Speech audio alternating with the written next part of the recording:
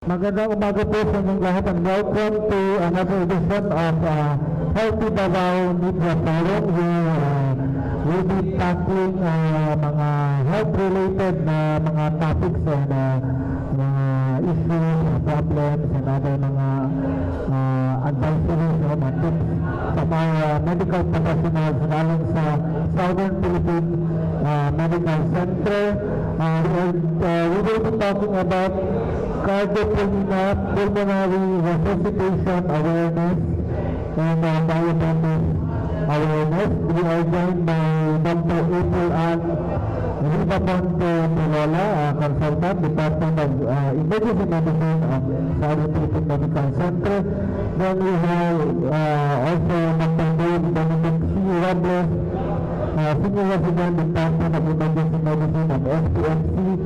I think this is Dr. Marcos Alban T. Balon, and Fellow in Endocrinology, Department of Internal Medicine from SPMC. And the part 2, we'll be having friends from Urux Stream Circus. We have Sassan Bansat, Sila Abel, and Orman to talk about this event coming to Davao. And their friends, no?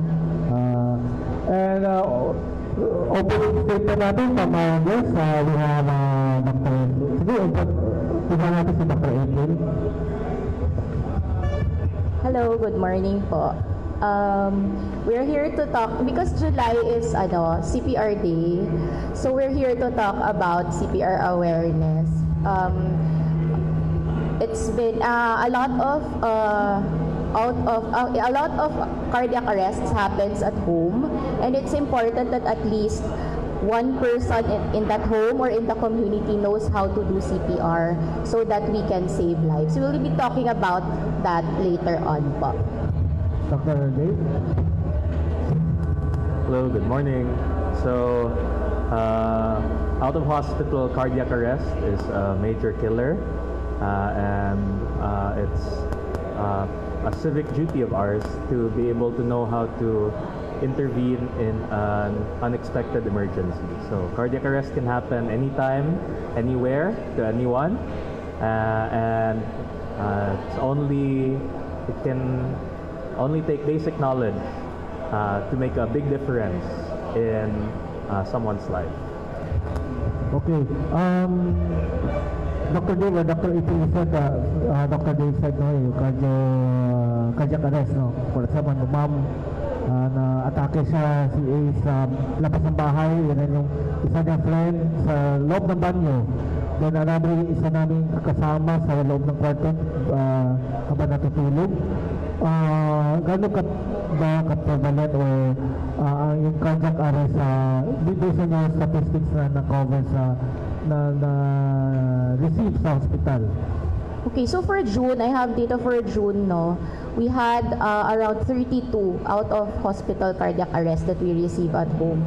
And of these 32, only about 22% had survival. But I don't have the statistics on how many of these had CPR done at home. But based on the AHA na mga data, around mga 30% lang daw yung mga gagawa ng CPR in the community out of hospital for the previous years. And that's why we are trying to increase this, because in some countries they have already developed systems now wherein they train lay people CPR. So that's what we also want to do here in the Philippines. Ano po itong CPR? Because you said 20% yung sa 32, 20% yung how could this help? Because may data ba tayo na ilan yung train or na may kuha na CPR sa mga kababayan natin?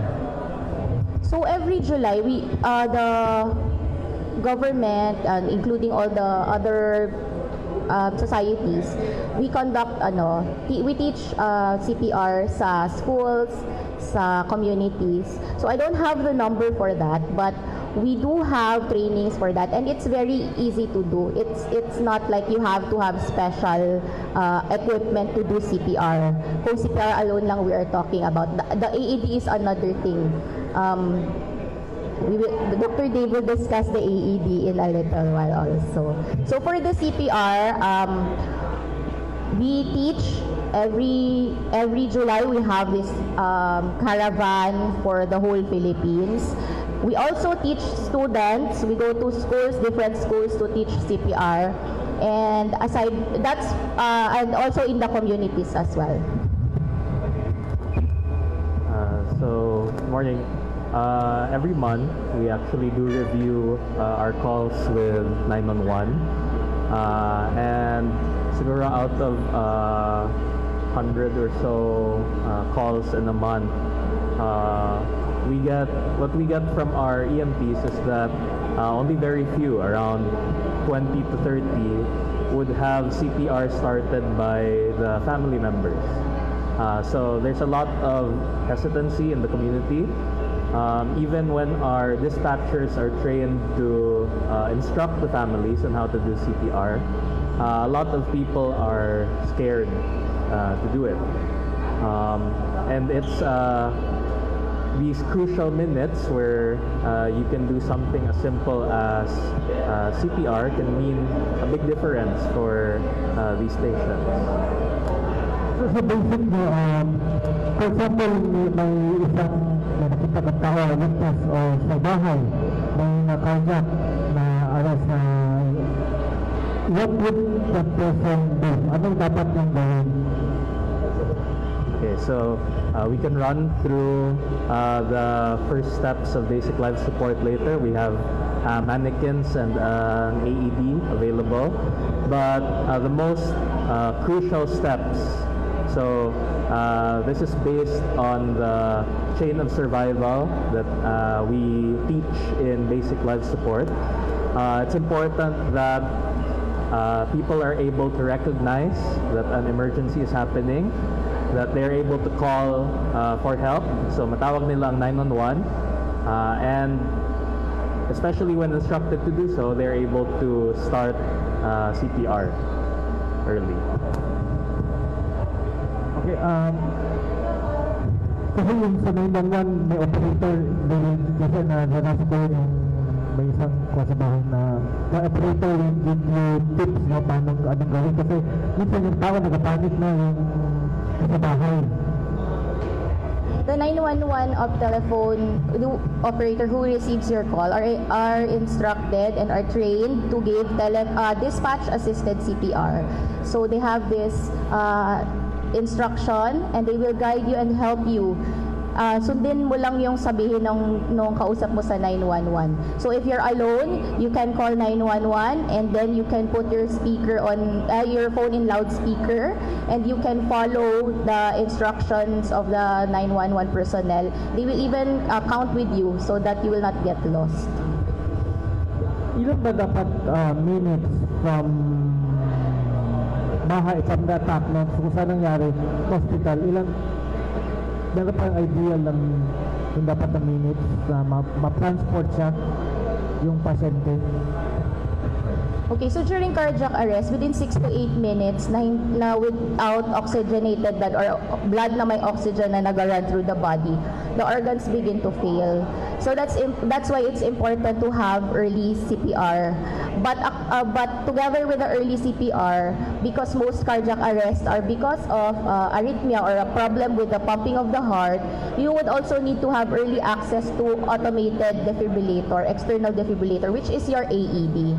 So the purpose of calling 911 early is to have someone bring the AED with you. And in some public places, dapat meron tayong ganon, like big places like malls, airports, ganyan. So we should have AEDs in public areas where the public can access it. So within 6 to 8 minutes without CPR and around 10 minutes without AED, the survival is like 0 to 2% na lang.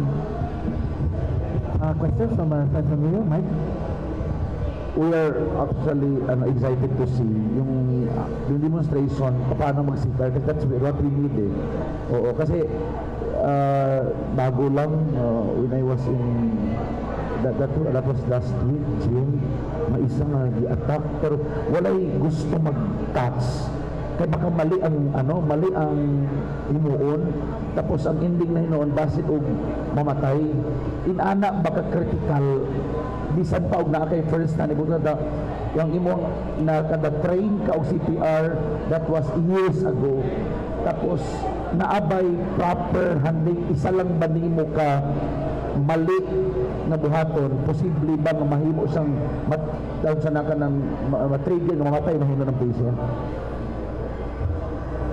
So, meron actually tayong data from neighboring countries natin, Malaysia, Singapore. Natingnan nila yan. Having CPR kahit dili ka balong mag-CPR is better than nothing at all. So, na-compare nila yung data sa mga na-CPR na walang training, may training, and walang CPR talaga.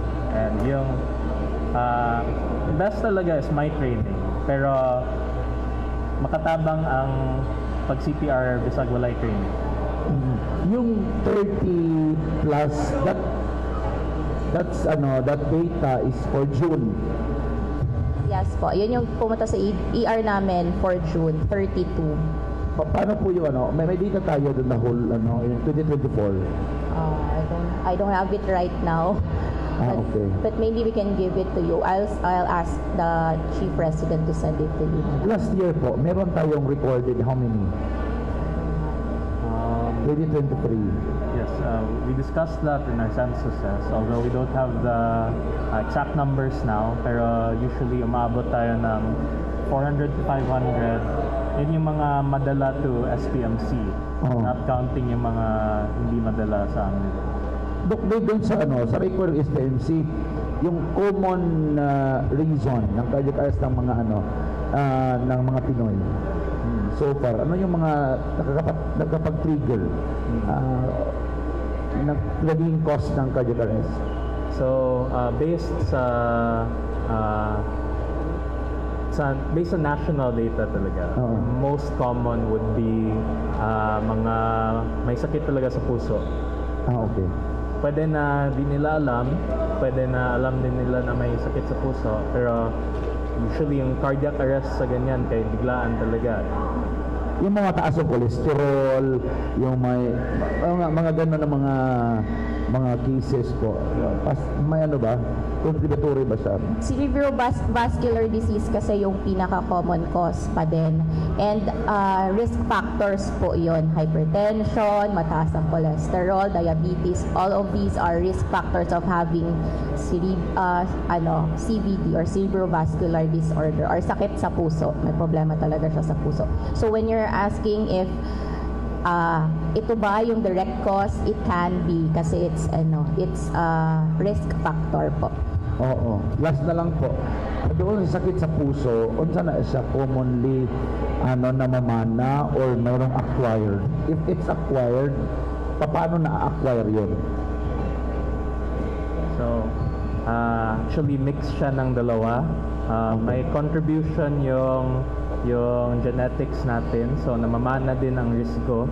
Yung may pamilya na may sakit na daan sa puso, is mas mataas talaga yung risgo nila. And then may contribution din ang lifestyle, ang amount of exercise, ang diet ng tao. So mix siya ng acquired and genetics. Thank you. Sir, question? Good morning, Marvin Ibano from XFM Davao. Kumusta po, Doc, if ever na, as you mentioned, it's better na bahalag di ka balo mag-CPR pero gitry na mag-CPR. How about, kay gikahadlukan man gud sa uban, kay kung kinsa ang last touch, base ngay ato bangon nga kaso. Unsa explanation ana for the information of everybody? When you do CPR, pag nagtabang ta, nag-perform ta og CPR, we are actually doing the Good Samaritan. It's encompassing the Good Samaritan. No? So they cannot fault you for helping a person na needs help. So it's better that you help than not help at all. So walang magkaso sa iyo niyan or something. Wala. If ever man na meron, hindi yan magtuloy and you won't be faulted for it. I haven't heard of any.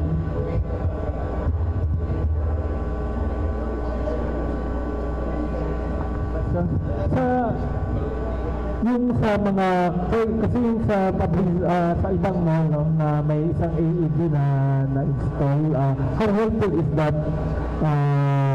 Meron bang parang law na mga establishments na merong ganong na mag-install sila ng ganong mga or meron silang trained na personnel that can do CPR?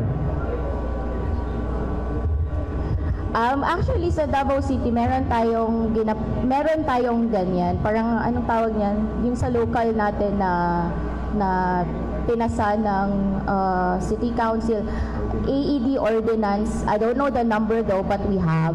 So hindi lang siya sa malls, even the barangays they are requiring. But I think it's more of the wala pa sigurong budget so that hindi pa ma-acquire, but we already have it.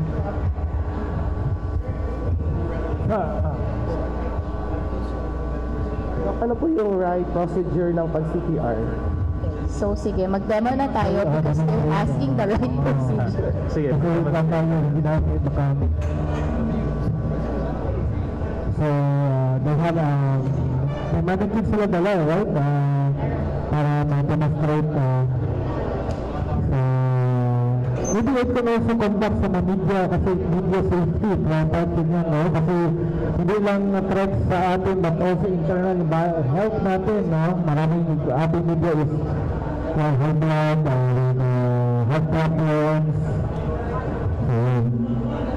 Okay, so they will demonstrate, they have a mannequin sa table ang table na lang siguro para makita because they will be na i-live stream siya.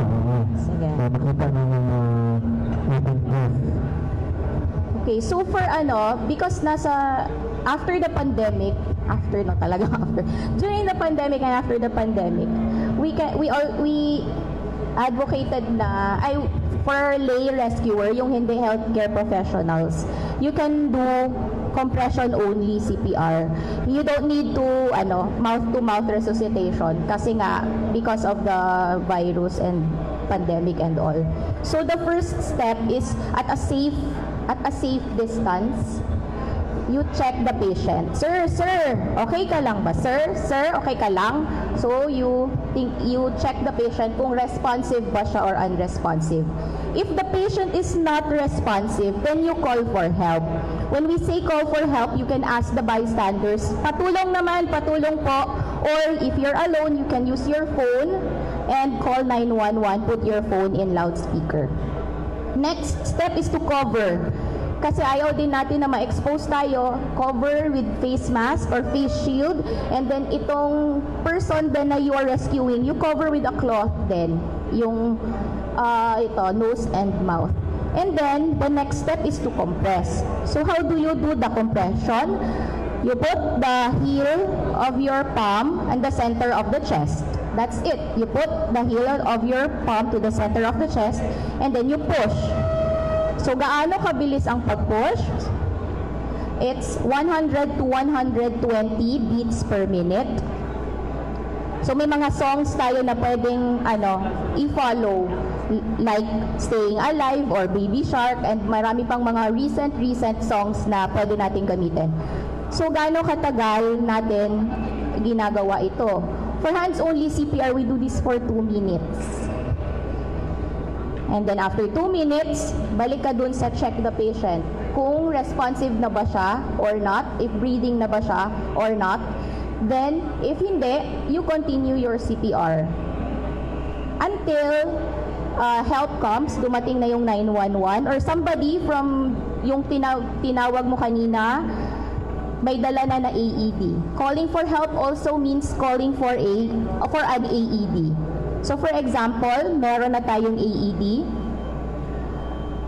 Easy naman yan gamitin. It's universal for all of the AEDs. You open the kit, the machine, You place the pads. So may drawing yon kung saan nilalagay yung pads. One is under the right clavicle or itong dito sa shoulder. The other one is under the left kilkili. So you just follow what's in the drawing. You turn on the machine, and the machine will talk to you. Sabi ng machine, do not touch the patient.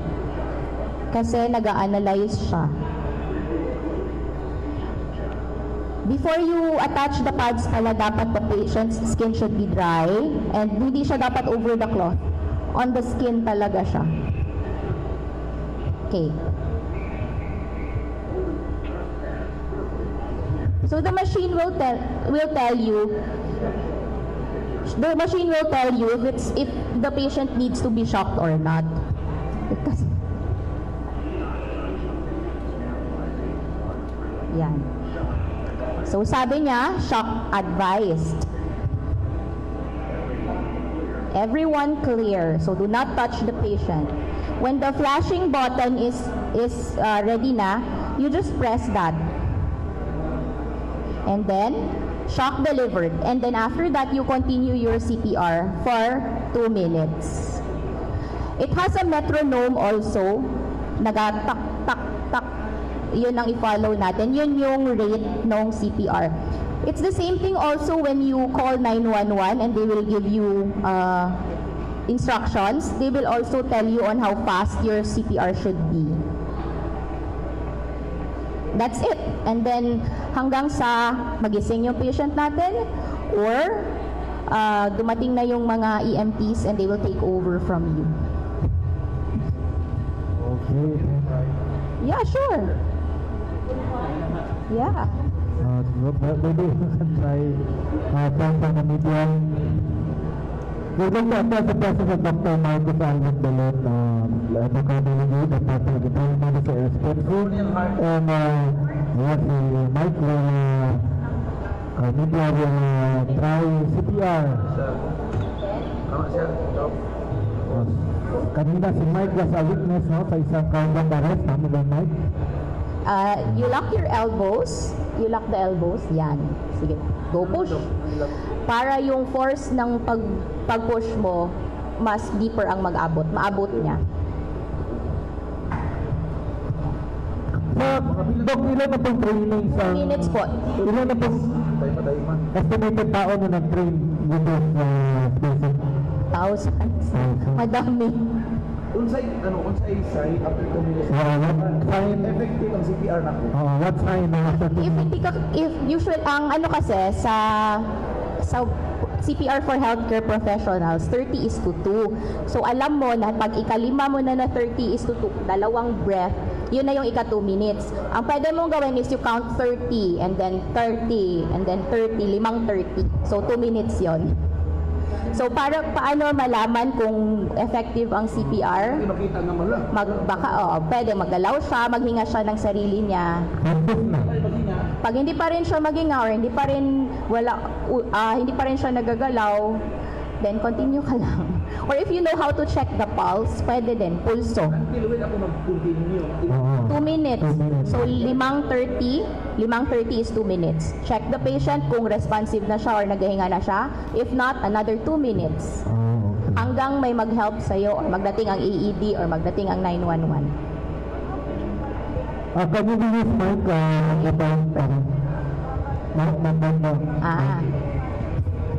So, you are live.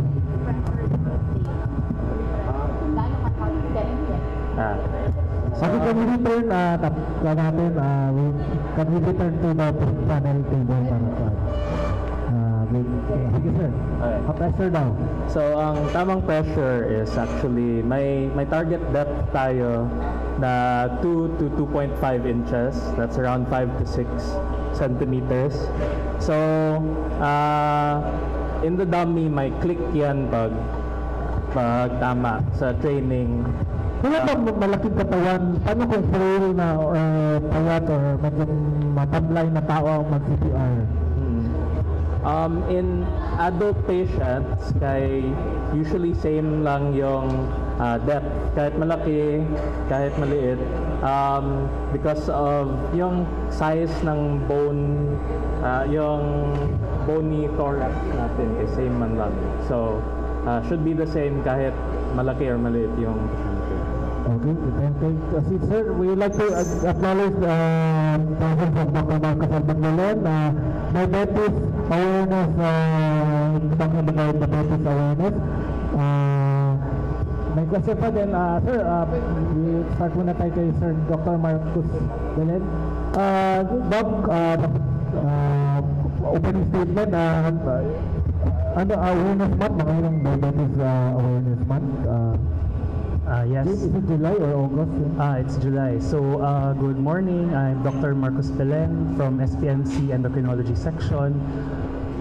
Presently, July is considered or tagged as the Diabetes Awareness Month. No? So, usually, second, third week of July, Diabetes Awareness Week. So, during these times, we push for the engagements, raise awareness regarding diabetes, increase screening for patients who are at risk or who already have diabetes. Dito sa region, mataas ba ang ating diabetic people with diabetes?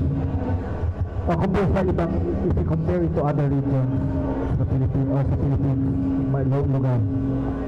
Actually, wala akong local data for the Davao region, pero talagang mataas talaga yung global burden ng diabetes. So not just in Mindanao, but for the whole Philippines as well as in the world. No, sa WHO, estimated nila noong 2017 that there are 400 million people with diabetes.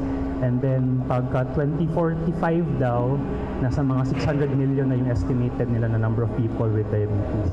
Ano yung mga factors na bakit tumataas? Alam mo, diet, no? Is it genetics is also increasing ba? Yes, so with diabetes, it's actually a mixed disease, no? So number one is genetics. So pwede siya mamana if you have close relatives, specifically if you have first-degree relatives na ay diabetes. Second, if na mga gene mutations na pwede mag-lead to diabetes. And then number three is siyempre sa diet talaga siya sa physical activity. So with high fat and high carbohydrate diets, you are more prone to developing diabetes as compared to kung more lean or more protein yung diet mo. And then as well as physical activity. So if for persons who are not as active or mga couch potatoes, sila at risk din sila for developing diabetes. Question from Mike? Sige. Good morning. Regarding, kabalo naman kita, Filipinos are talagang rice-eating people yet. Wala ba po tayo available data for local? How high is high? Paano na ito resulting taas siya? For Davao region alone, sa ating mga observations, mga rason kung anong taas ang mga nagka-diabetic diri sa Davao region. So, sabi ko, I don't really have the data for Davao region, but in SPMC alone, we're catering to around 90 patients per day who have diabetes. So, 90, as high as 90 patients who have diabetes per day. So, isipin mo, 90 patients times 5 in a week, times 4, ganun karami yung mga patients na nakikita namin with diabetes every month. No? So, Marami. Ano sa Ladok, age range and usually? Most of our patients nasa mga 30s to 50s, mga 60s, ganun. Pero we also have patients who have type 1 diabetes who are as young as 18 years old kasi sa IM man kami. So there are also mga pediatric na diabetic patient. How many ang genetics bilang acquired? For most of them we tag as acquired because diagnosed sila during adulthood na. We can't really say for certain genetic yung kanilang cause for diabetes without specific workup, and unfortunately hindi available kasi sa Davao yung genetic workup for diabetes. So we have to send it out to Manila or abroad. Dok, lasa lang, can you help us understand? So, paingon magod na, pag diabetic daw ka, maudon na sa pinakaugat sa daghan pang mga sakit. Can you help us understand, paano ba pag diabetic ka, unsa iyahang padulungan? Sige. So actually, ang diabetes, no, it's a very burdensome disease. Daghan kaayo siya pwede tamaan ng mga organ systems. No, so abini mo na simple lang siya kay musaka lang imong sugar o nya ana, pero naay daghan kaayo na komplikasyon na pwede dulot ng diabetes. So you have your microvascular and macrovascular complications. Pag ingon nimo microvascular katong sa mga sakit sa ginagmay ng mga ugat. So, ang mga komplikasyon ana ng mga sakit is your diabetic retinopathy, so sakit sa mata, pwede ka mabulag tungod sa diabetes. So, katong sugar, pwede siya mag-build up, pwede siya mag-cause ng katong problem sa imong mata, magputok-putok tong mga ugat dito, pwede ka mabuta. Then you have your diabetic neuropathy, so katong mga ugat nimo, mga nerves nimo. So, katong mga pasyente usahay magreklamo sila ng murag na ay mga kuryente-kuryente or magbinhud ang ilang mga kamot, ilang mga tiil, kana apil na sila sa komplikasyon sa diabetes. Then you also have your diabetic nephropathy, katong sakit sa kidney. No, actually diabetes is the #1 cause for chronic kidney disease worldwide. So katong mga pasyente na nagadialysis, usually diabetic na sila, so maigot magkuba gyud or madaot ang imong kidney kung imong pasagdan ang pagka-diabetes nimo. Then aside from your microvascular complications, naapod mga macrovascular katong sa mga dako na manudsad ng mga ugat. So pag ingon nimong macrovascular, mauna na siya sa heart, sa imong utok. So ang diabetes, risk factor po na siya or risk na siya para mag-develop og stroke o heart attack. So kung imong pasagdan na taas imong sugar, pwede ka ma-stroke or ma-MI. Best way to cure diabetes, natural way. So the best way to cure actually is prevention. So dapat na ay screening, no? Usually sa mga ages 35 years old, kung wala kay sintomas, dapat magsugod na tag-screening for diabetes. So you do your fasting blood sugar, your HbA1c, or your 2-hour postprandial glucose tolerance test. Tapos kung na may mga risk factors, adunay kung naa kay mga first degree or second degree relatives na naay diabetes, magsugod na po kag dapat screening ana. Kung ikaw ay overweight, ang BMI nimo 23 pataas, kung nakay hypertension or high blood, kung imong BP mas taas pa sa 130/80 or nakay tambal para sa high blood, apil dapat na siya sa mga naga-screening. Tapos katong mga babae na nagka-PCOS o katong sa ilang naglisod og panganak, or katong mga nagka-GDM pod sa una, katong pag nagka-diabetes sa pagkabuntis, apil dapat na sila sa screening. Kining Coke Zero, is it safe for diabetic? Actually, controversial yan siya na state na question kasi sinasabi nila na zero sugar siya. Recommendations namin, it's still pa rin siya, soda pa rin kasi siya. So, technically, hindi namin pwede i-recommend or naiingon na safe ang Coke Zero kay carbonated drink lang maghihapon na siya. Although zero sugar siya, lahi man sad ang sweetener niya, kanya kulang ang among data para mag-ingon na pwede siya sa naay diabetes. Okay, so bawal mag Coke Zero. Okay, before we go to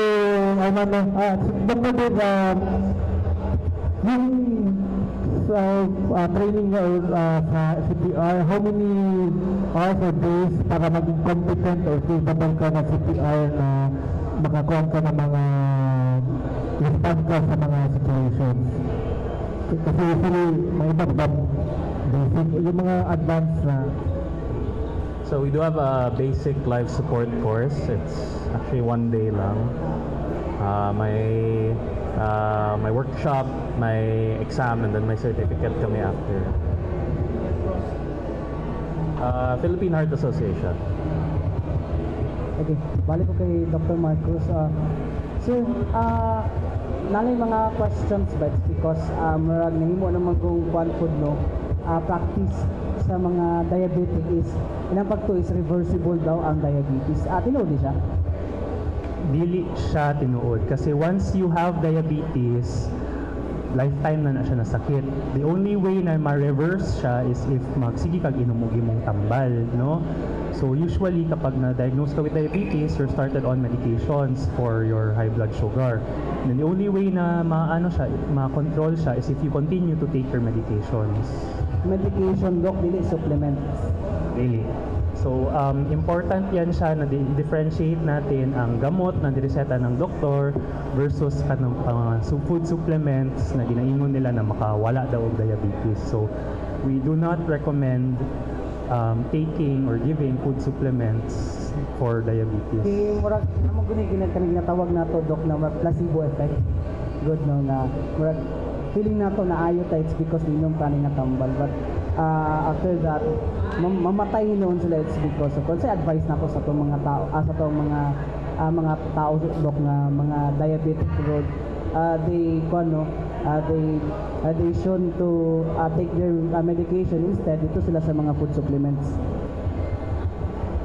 So, pag ganyan kasi, we actually encounter a lot of patients na ganyan, no, na medyo hindi masyado maganda yung kanilang educational background or ano, na hindi sila masyado oriented regarding sa mga pwedeng consequences ng pag-take ng mga food supplements na hindi nila masyadong nastudihan. Pag ganyan, you have to educate your patient or yung kakilala mo na nagtitake ng food supplements. Sabihan mo na hindi siya gamot for diabetes. Tapos yung mismong capsule or tablet or tea or coffee na iniinom nila, walang study or walang magandang data na nilabas regarding it na may epekto ba talaga siya sa diabetes. Kasi madali mag-claim na magkuha ng tao para ipasabi sa radyo na ay nawala akong diabetes, na normal akong blood sugar, na okay ang akong kidney. But it's difficult to prove that, kasi yun yung madalas na nangyayari sa atin dito. So part of diabetes awareness is to tell or raise awareness for patients na hindi gamot ang food supplement for diabetes. Kailangan talaga magpa-check up sila sa doktor, mabigyan sila ng tamang gamot. In the case of SPMC, Doc, may mga ganito ba tayong mga patients na na-encounter? Very madami. So how did you educate these patients mo, Doc? And especially most of these people mga matanda na tapos hindi na masabihan. Madalas kasi sa SPMC, ang nangyayari is it's either for surgery na sila, murag putlo ng ilang mga tiil, or kananglan mga cataract surgery, basta mga ganun na kasi. So it's a bit easier for us to educate them kasi maglabas na para bang, nay, tay, di ba nagtumar ka ng food supplement nimo unya karon taas gyapon imong sugar, di ba? So di ta makadayon sa imong surgery hinuon. So dapat katong tambal ang gireseta ang imong gitumar. So that way it's easier for us. But at the same time, for those who have not yet experienced that kind of then talaga, you have to sit them down and educate them. Sabihan mo talaga sila na dili tambal ang food supplement. Okay, yung isang common na pwede metformin, then there's this Ozempic. Kasi may iba yung Ozempic, ginagawa nila pampapayat maski wala silang diabetes. Is it, kuwan ba siya na, maganda ba siya na mas hindi ka diabetic, mag-Ozempic ka para pampapayat? Ano effect nito sa blood sugar mo? Ang Ozempic is also a kind of medication for diabetes, pero lahi siya from metformin, no? Ozempic is a GLP-1 receptor agonist, basta injection na siya. Tapos, actually, aside from diabetes, proven na siya na naay siya effective on weight loss. So, dili lang siya sa mga pasyente na diabetic, pwede siya i-reseta sa mga pasyente na kanang mga obese na gusto gid nila mag-lose of weight. So, syempre, with any medication, kinahanglan na i-check up sa atong pasyente. So, kung mag-ingon ng pasyente na, Doc, murag bugat naman kayo ko, or kung female, babae na pasyente, gusto magpabuntis, syempre, risk factor, or difficult rin magpabuntis kung overweight ka. So, na yung mga indication kung kailan ihatag po ang Ozempic. Question? Gio? Hello. A question to Dr. Marcos. Doc, what's the most common symptoms sa diabetes? If we're talking about mga symptoms for diabetes, then the usual common symptoms that patients develop are magsigig pangihi, no? So minsan magsigigising sa gabi, kay laging kaihion, laging uhaw, no? So parang uhaw lagi, mag-inom lagi ng tubig, minsan laging gutom. Tapos weight loss, yung biglang pagpayat, isa rin yan sa mga symptoms ng diabetes. Yung symptoms na to, Doc, do they come out late in the late stages of your life or possibly early pa? Usually, ang diabetes kasi, it's a slow progressing disease. By the time na ma-diagnose siya, usually naanay mga komplikasyon or naanay mga symptoms na maglabas. So, people typically asymptomatic or wala yung mga simptomas, idala-dala lang nila. By the time mo gawas ng simptomas, taas na ang mga sugar ana nila. So, mahirap i-catch ang diabetes if you base it on symptoms. Kaya talaga we push for screening. So, even in individuals or mga patients na wala yung mga simptomas, pag niabot na inaani nga age or 35 years old or na kay mga risk factors such as family history, dapat magpa-check ka na. Last na lang din, Doc. Clarify lang, yung obesity, Doc, is that also a risk factor sa diabetes? Yes, so it is, no, because with obesity, mas mataas yung taba, tapos you develop more kadalasan may tinatawag natin na insulin resistance, no? So typically kasi sa diabetes, ang mga sakit niyan is yung salapay or yung pancreas mo nag-produce siya ng insulin, tapos yun ang nagpapababa ng blood sugar mo. Syempre, there's type 1 and type 2 diabetes. Ang type 1 diabetes, yun yung kulang talaga ng insulin ng katawan mo. So, hindi mo talaga mapababa yung sugar mo unless mag-inject ka ng insulin. With type 2, usually there's insulin resistance. So, sakto yung insulin na mabuhat sa imong lawas. Ang problema, itong lawas nimo, dili na siya nag-response or murag gahi na siya, dili siya nag-response sa insulin. So, with obese patients, more sila to develop insulin resistance. So, masking nagahatag og insulin ang nagabuhat og insulin ng ilang lapay or ilang pancreas, dili kaayo effective. So, that's why they tend to develop diabetes. Thank you. Next friend na. Sir, Doc Marcos, common kayo nga pangutana nga once diabetic daw, lalo na sa mga lalaki, wag pales sa ilahang pagkalalaki. Unsa ni katinuod, Doc? Aside sa unsa to erectile dysfunction, common dami siya nga ang most reason ani is diabetes. Actually, that's true, that diabetes can lead to a complication of erectile dysfunction in males. So, syempre, sa lalaki, ang imong manhood, na yung mga ugat dito, so maapektuhan yun siya, no, sa mga microvascular, macrovascular complications sa diabetes. So, kung ginagmay or gwapo ang blood flow tungod sa pagkataas sa imong blood sugar, pwede yun ka makadevelop of ED or erectile dysfunction. So, maglisod yun tayo si Junjun. Sa mga babae naman, ang usual complication sa babae is kanang mag-uga or mawalan og natural lubrication ng ilang mga puwerta. Okay. Last question si Brenda kay part 2. Doc, I just want to ask, correct me if I'm wrong, how, yung gangrene, is it kanang, pa rin, sign ng, end stage ng diabetes? And also, how would you prevent the person from, kanang maputol yung iyang tiil? Di ba, mauto ang mga last stage? Wala naman talagang end stage ang diabetes kasi hindi siya parang kidney na pag umabot ka sa ganito, magpalong na siya. With diabetes, your blood sugar just goes up and up, no? So, ang gangrene kasi is an infection ng skin, ng bone.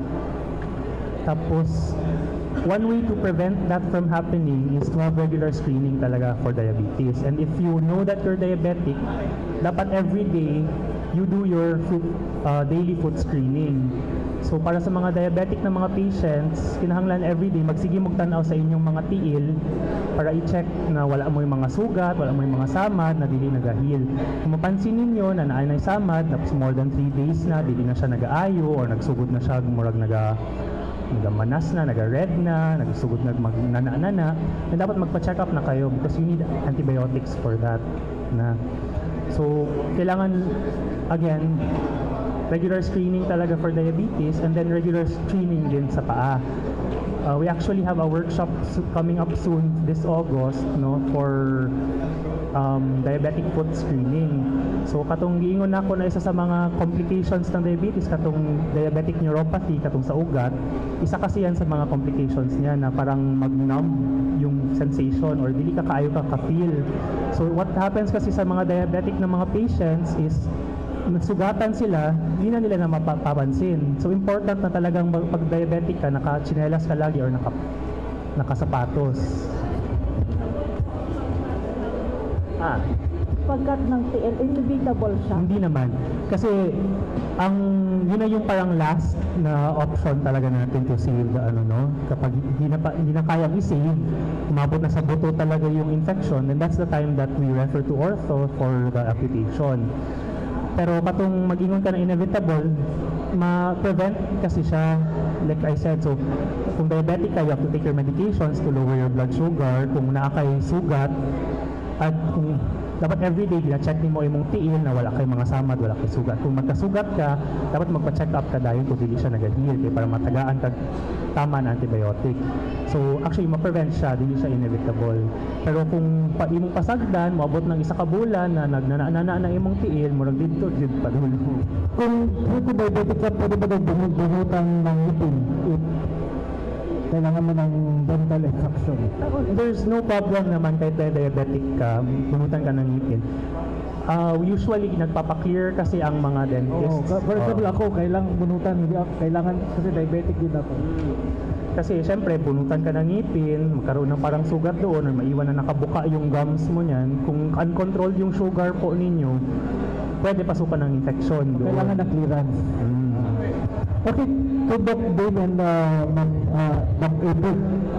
So, yung diabetes po, ilan yung na-respond nyo na may CE na diabetes? Does it worsen, yung lalo na sa mga problema sa heart or any, sa doing CPR, would may consideration na kung diabetic yung patient?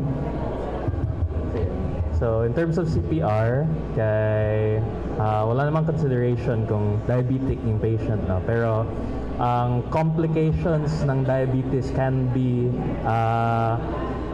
direct cause ng cardiac arrest at home. Kuwansa sa heart. So, marami talaga tayong diabetics sa emergency room ng SPMC. Maraming diabetic emergencies din. So, marami din kami. Pero pwede sa AED, ang diabetic. Pwede. Okay, thank you so much to our friends from SPMC, Department of Medicine, Department of Medicine, Dr. April, Dr. Marcus. Parting statement, part 2 po natin is your experience circus. Dr. April, parting statement, promote natin ano mga activities natin. And also Dr. Marcus, because Diabetes Awareness Month is July. Okay lang yung ating mga trainings, CPR trainings, and kung sino gusto, kung may interesado na grupo or sa media, paano sila makontak para may yung mag-train sila, basic CPR. No? So, the Emergency Medicine Department of SPMC has a Facebook page, SPMC EMED. So if anybody, barangays, groups, schools, any group that wants to learn, you can contact and send a message there. Then we will coordinate and schedule it for you. Okay, starting statement. Sige, so, we'll give a shout out na lang din to our chairman, Dr. Faith Girlan. So she helps coordinate these community outreach sessions. So we'd like to help the community do more for their patients. So this is a partnership, so we can help our patients from the community. So And Dr. Marcos, ano nang ipon sa atin this malapit na, 49 na. So again, July is our Diabetes Awareness Month. So in line with this, we are promoting screening for all patients or all individuals 35 years and above. So if you're more than 35, then you should already start screening for diabetes. Screening should be started earlier if you have risk factors for diabetes such as hypertension, or if you're on any hypertensive medications. If you have any first-degree relatives who are also diabetic, if you are overweight or obese, you should also be screened for diabetes.